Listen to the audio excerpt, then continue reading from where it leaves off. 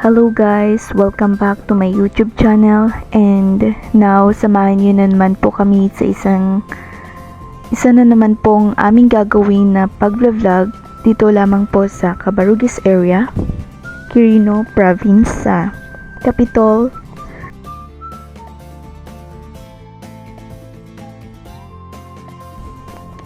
At ang napili po naming puntahan para tour kayo ay ang Water Sports Complex, kung saan ito ay nagiging sikat na dahil sa dito sila naglalaro ng skateboard, lalong lalo na po yung mga mahilig mag-skateboard.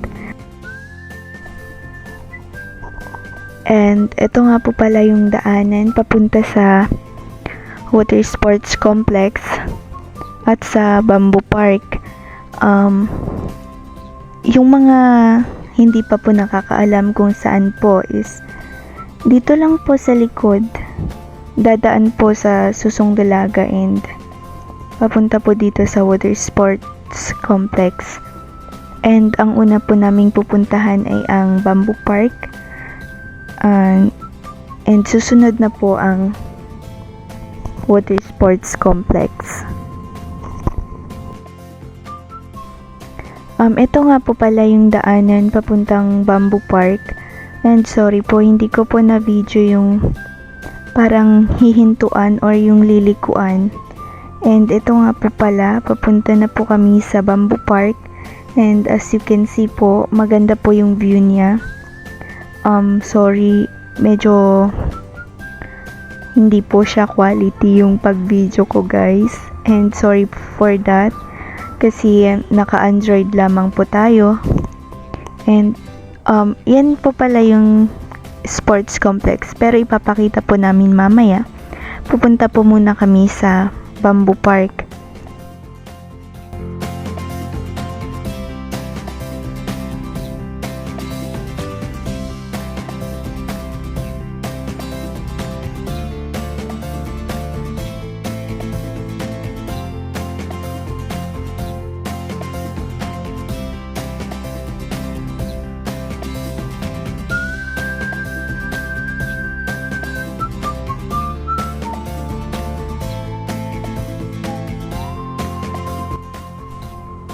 Ayan na po, malapit na po tayo sa Eco Bamboo Park, and sobra guys, maganda talaga dito.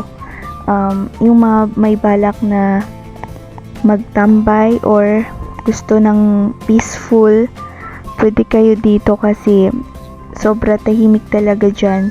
Yung maririnig mo lang is yung huni ng ibon, ganun.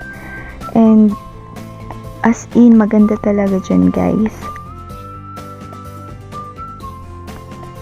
At ayan guys, bumalik po kami dito sa Water Sports Complex. Dito po pala ang daanan papunta sa Water Sports Complex.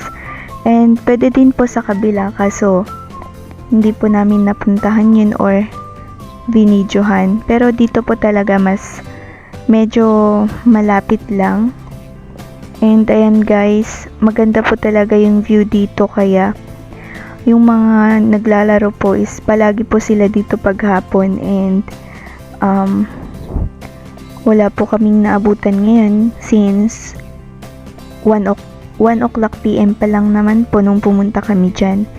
And ayan guys, nire-recommend ko po na puntahan nyo po or pwede nyo pong bisitahin ang ating Water Sports Complex na matatagpuan lamang po dito sa Capitol, Quirino Province. And pwede din pong pagtambayan kasi peaceful din po.